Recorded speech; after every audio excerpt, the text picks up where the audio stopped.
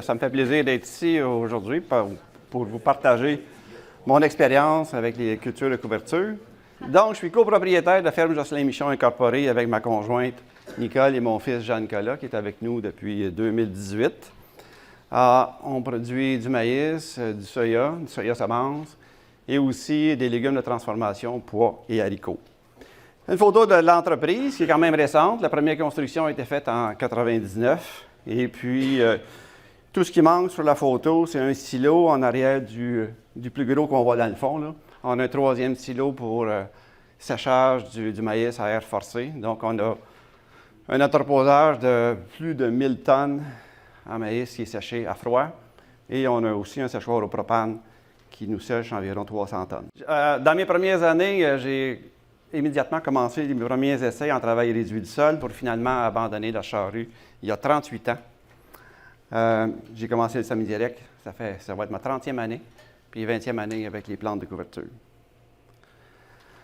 On fait une centaine d'hectares de maïs, une centaine d'hectares de soya, et le restant est en légumes de transformation. Ce qui fait qu'on a une rotation assez simple, soya, maïs, soya, légumes de transformation. Et maïs, on revient à maïs, et on essaie d'avoir des plants de couverture partout. En 2022, on a eu presque la totalité. Il a manqué 1 hectare. Il n'y a pas eu de plants de couverture. Bon, je pense que dans l'avenir, notre plus grand défi, ça va être de préserver notre eau qui est si précieuse. Alors, les plantes de couverture sont une belle solution et le non-travail de sol. Je vais débuter ce qu'on fait sur la ferme. À partir de 2015, je n'irai pas plus loin. On faisait des affaires assez flyées dans le temps, même semer justement des plantes de couverture par avion, là. Et puis ça, on a mis ça de côté. On est plus dans la simplicité. À ce moment-là, on semait du seigle 2 rangs sur 4 pour laisser un espace suffisant pour le maïs qui était semé en rang jumelé. On a décidé de pousser un peu plus loin en 2016 en faisant du pleine terre. Après avoir lu quelques textes et puis discuté avec des gens, on sait qu'il y a toujours un risque avec le seigle, semer du maïs dans du seigle, mais on a voulu tenter quand même l'expérience. Le printemps suivant, là, je n'ai pas d'autres photos, plutôt au printemps. On est rendu au 8 mai, il pleut, beaucoup de pluie. On n'est pas capable d'aller au champ, à part que de passer le pulvérisateur pour traiter le seigle. On a décidé de l'arrêter là. Et le 18 du mois de mai, on a été capable de passer notre petit strip-till, travailler en bande pour aider à restaurer la surface. Et puis le lendemain, on a pu semer dans des conditions très appréciables. Et ça fait un rendement excellent. En 2018, on est passé au maïs, au semoir à 20 pouces pour le maïs, le soya et les haricots. Donc, ça changeait un peu la donnée. Et puis, on avait décidé de boucher 2 rangs, c'est-à-dire de laisser 2 rangs de seigle sur 3, en boucher seulement qu'un. Ça fonctionne assez bien, mais du 20 pouces et puis du 7 pouces et demi, ça ne coïncide pas beaucoup. Donc, il a fallu, c'est-à-dire qu'on avait des rangs de maïs qui étaient très près du seigle. Puis on a vu que quelques-uns avaient un petit inconfort, mettons. C'est que on a décidé de modifier le semoir à céréales pour aller aux 10 pouces. Donc, on a semé de chaque côté du rang de soya. Et l'année suivante, on est venu implanter le maïs dans une bande de 100 seigles de 10 pouces de large. On avance de 2 jours, il fait beau, il fait chaud, le seigle se développe, on le traite. Et puis, à la fin mai, on a du maïs qui se développe très bien, plus éloigné des bandes de seigle, des lignes de seigle. Et comme à l'accoutumée, le seigle disparaît. Un petit peu avant la Saint-Jean-Baptiste, il est à peu près tout bouffé. On sème aussi du seigle. Je ne sais pas combien de fois je vais dire le seigle dans ma présentation. Du seigle après le maïs, en prévision du soya. On le fait partout, ou presque, quand c'est possible. Et quand on a du seigle développé en décembre, on est certain qu'au printemps suivant, ça va être bien, à moins qu'il y ait de la glace. Et ça nous permet de faire un semi-vert ou un green planting, un semi-couvert végétal vivant. Cette année-là, pas beaucoup de pluie, 8 mm seulement au mois de mai, 8 mm sur 6 semaines. Et malgré tout, le soya a très bien germé, c'est bien développé. Le seigle ne lui a pas nui. Ça se développe très bien, puis pour faire un rendement qui est vraiment très intéressant. deux options après la récolte de seigle dans soya, c'est-à-dire soit qu'on applique du fumier. Le fumier, il revient après soya une fois sur deux.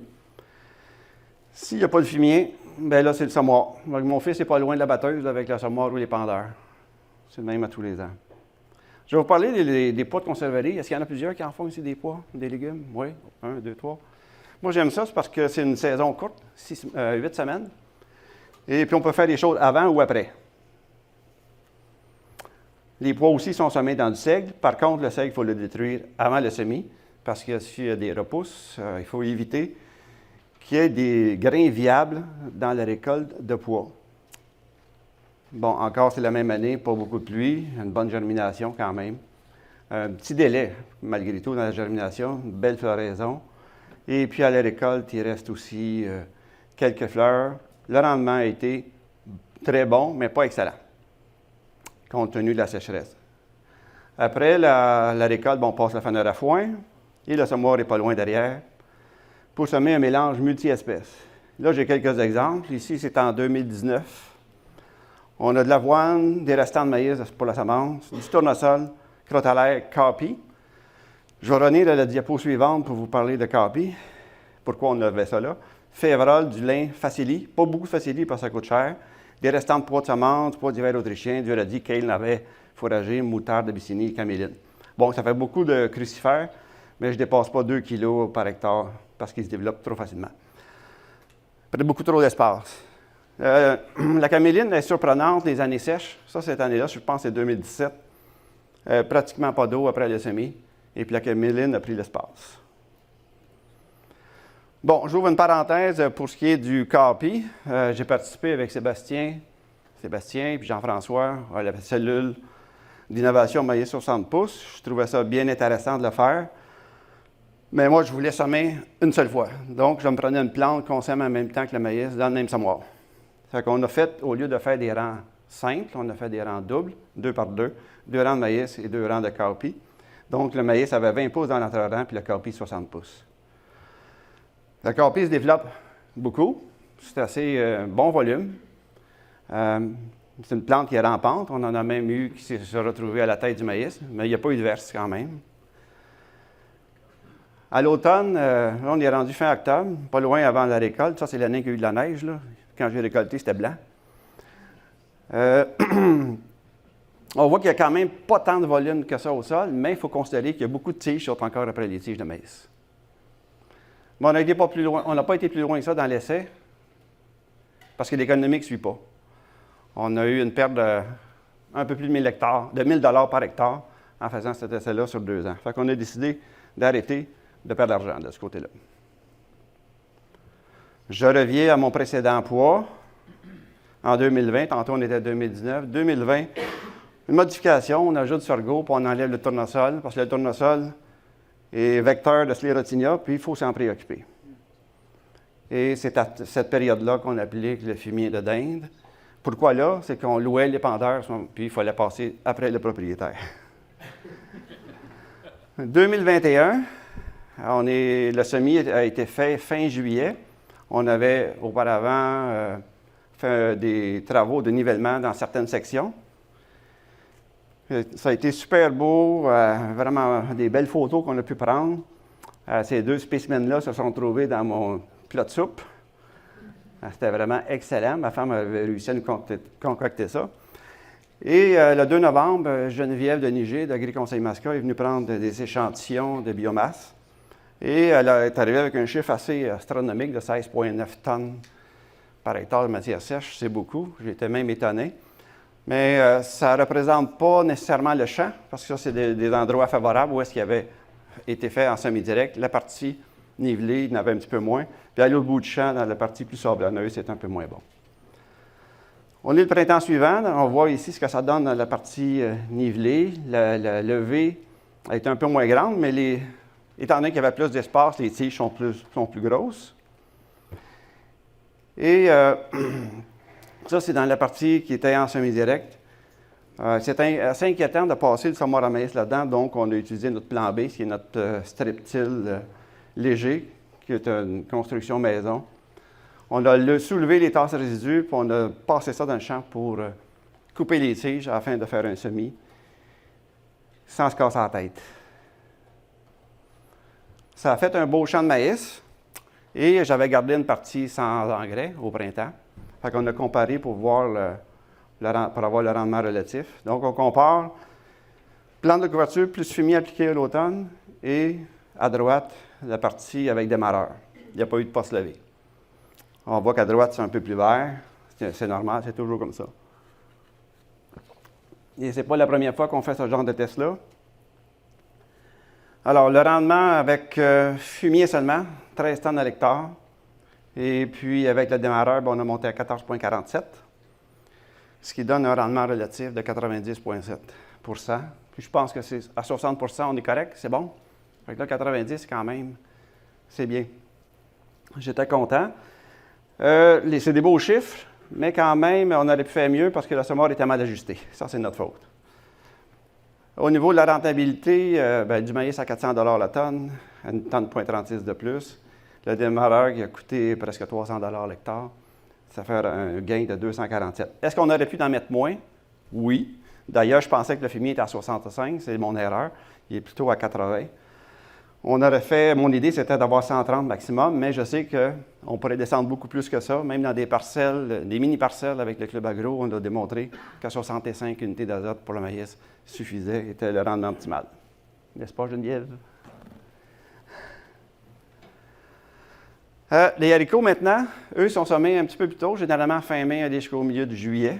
Ça fait que le seigle, on peut le laisser aller plus longtemps, mais il faut l'arrêter avant que les grains soient viables pour pas qu'il y ait de problèmes à la récolte. Ça faisait un gros volume, mais étant donné que le seigle est au 10 pouces, ça donne assez d'espace aux haricots pour passer à travers, sans des difficultés. Le seigle s'écrase tranquillement pendant la période de végétation et disparaît pratiquement. Puis à la récolte, on a un sol qui est bien couvert. Bien sûr, il va y avoir un semis par la suite. Étant donné qu'on est rendu au 12 septembre, là, on a mis principalement du seigle et on a rajouté des tout-skis, tout ce qui restait des années précédentes dans nos poches. Là. Heureusement qu'on n'a pas mis juste des tout-skis parce que le froid est venu quand même assez rapidement. Puis ici, on était en début décembre, où on a du seigle, de l'avoine, puis quelques crucifères. Il y a du lin aussi qui avait résisté, puis une couple d'autres plantes. Pour vous montrer que pendant la saison, le sol n'a jamais été nu pendant l'année au complet. Autre situation où est-ce que le seigle n'avait pas passé l'hiver, ce champ-là, c'est propice à ce qu'il y ait de la glace parce qu'il est drainé contre-pente, puis il y a chemin de fer qui retient l'eau. Fait qu'on a décidé de semer un mélange avoine, moutarde et sarrasin. On est en début juillet, il faut détruire le mélange parce qu'on va semer des haricots. Le 15 juillet, à la date limite de semis. Et puis, quand même, pas mal, un assez gros paillis, qui était inquiétant, mais encore une fois, les haricots ont passé à travers ça sans difficulté. Et puis, on s'est retrouvé avec une récolte très intéressante. Ça aurait été excellent s'il n'y avait pas eu un petit gel qui a gelé le haut des feuilles le 9 septembre. Bon, moi, j'ai un bon chum qui demeure dans le sud de la France, en Haute-Provence, et puis on s'est visité. Puis lui, il y a des essais pour Arvalis, là, un institut de recherche agricole. Et puis, ses deux plantes préférées, c'est le sorgho et le sainfoin. Il m'a convaincu de faire l'essai. Je n'ai pas demandé le prix du sainfoin, malheureusement. Je l'ai vu quand j'ai eu la facture. À demi-dose, ça m'a coûté 400 $ l'hectare. Ouais, bon, OK. Bien, c'est 2 hectares. Je suis capable de prendre ça. C'est pour la recherche, disons. Et puis, on a roulé pour donner de l'air au sainfoin. Là, on est le printemps suivant, ça repart. Donc, il supporte notre hiver. Puis là, on est quelque part à fin avril, je pense, puis on dit, ça se développe passablement, ce qu'on devrait traiter. On a décidé de traiter en pré-semis, mais le 6 juin, il est encore là, le sainfoin. Fait que là, on a fait un glyphosate et, je pense, Engenia. Mais l'Engenia, c'était pas pour ça, c'était pour la vergerette du Canada qui est résistante chez le voisin, c'était pour se protéger de ça. Mais à l'automne, il est encore là. C'est pas cher. Et puis, on a semé du seigle à travers de ça aussi. Au printemps suivant, toujours là, le seigle ici. On traite après, on sème du soya, puis le sainfoin est encore là. 2 traitements. Donc, il y a eu 4 traitements herbicides à pleine dose, puis le Saint-Foin est là. Donc, ça peut faire un bon couvert permanent. Je ne sais pas ce que je vais faire avec, là, mais je le t'offre. C'est 2 hectares, mais pour l'instant, il n'a rien fait perdre, là, ça c'est certain. Donc, je répète, pour l'avenir, notre plus grand défi, c'est de préserver notre eau qui est si précieuse. Et une meilleure façon de faire, c'est les couverts végétaux. Voilà, merci. Saint-Foin, ton ami français, parce qu'il le récolte pour les vaches, tu crois? Non, lui, c'est un peu avantageux parce qu'il peut le faire pour la semence, il produit de la semence, puis il fait des coupes de foin. Oui, pour les vaches, exactement. Il en vend une coupe, c'est vrai. Oui, il laisse là en place. C'est lui qui vend la semence. Non, oui, il en vend de la semence, mais ici, je l'ai fait venir du Manitoba. Puis, c'est quand même, la semence, c'est comme une pinotte, c'est une petite bine dans une écale, là. Et puis, ça fait des sacs de 25 kilos avec pas tellement de semences. Il aurait fallu semer 100 kilos pour que ça soit pleine dose. Mais là, 100 kilos, une chance que je ne l'ai pas. Ça serait dense. Il y a 800 $ l'hectare, ça aurait été moins de fun. On oublie ça, le Saint-Foin. Bien, si on est capable de trouver de la semence... Y a-t-il une vertu, je veux dire? Bien, c'est une plante de couverture. C'est comme la veste, ça ressemble à la veste, là. Elle est résistante. Fait que... Tu ne ressembleras jamais. Je sais pas, là. Je sais pas. Pas à ce prix-là. Jean-François, une question? Je suis curieux par rapport à ta Saint-Foin toujours, par rapport à ta récolte de soya, ça s'est géré comment? Très bien. Il y a peut-être quelques feuilles qui sont passées dans la batteuse, là, mais aucun problème. Non. As-tu eu des pertes de rendement à cause du Saint-Foin? Je dirais que non, parce que juste à côté, c'était autre chose, et puis il n'y avait pas de Saint-Foin, puis le rendement était égal. Okay. Mais on était dans le sable principalement, fait que c'est pas une année championne là-dedans, au niveau du rendement. Une partie de terre qui est sablonneuse. Mélanie, elle a une question? Est-ce qu'il peut se ressemer? Est-ce qu'il graine et ça se ressème ça? Est-ce qu'il peut se ressemer, se regrainer puis repartir? Je ne crois pas, non pas dans mon système à moi, où est-ce qu'on y fait mal 2 fois par année. Oui, Bon, si on le laisse aller, oui. Moi, j'ai une question pour Jocelyn. Ta survie de ton seigle dans ton entreprise, tu vas être obligé de répéter. Est-ce que c'est bon an, mal an, c'est 90, 95, 100% de survie? Peu importe tes dates de semis, tu as différentes dates de semis aussi. J'aimerais ça que tu commentes un peu. Bien, c'est sûr qu'on a plusieurs dates de semis. Le seigle, généralement, est en septembre. Après maïs, j'ai déjà semé jusqu'au 15 novembre. Ça, c'est moins chanceux. 8 novembre, ça a été pas si mal, mais il faut qu'il fasse beau après. Fait qu'on ne sait pas. On ne sait pas, hein? Je ne sais pas si je vais continuer à passer le 8 septembre à ensemer. À moins qu'ils nous annoncent 2 semaines de chaleur, mais là, rendu au milieu de novembre, là, je ne sais pas. Mais ce qui est fait milieu octobre, milieu septembre jusqu'au milieu octobre, c'est vraiment bien. Non, plus que 20-25 septembre. Ah, hey, tu l'avoir? Jusqu'au 20 octobre. Jusqu'au 20-25 octobre, c'est bon. C'est très bon. Tes couvertures au printemps sont 100% ou... Bon, plus c'est semé tard, plus c'est faible. Et puis, je sème au semoir, j'ai déjà fait à la volée après la récolte de maïs. Et pour au printemps, ça variait de 10 à 40 % seulement, le seigle. Fait que j'ai arrêté la volée là, dans ce temps-là. Fait que j'aime autant semer. C'est plus efficace de le semer au semoir que de le faire à voler chez moi. Parfait. On a une question ici, monsieur?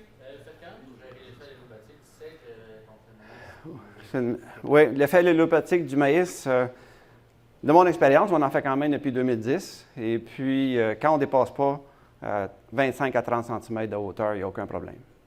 Si on le laisse aller en montaison, là, ça peut chauffer si c'est sec. Donc, il faut gérer ça.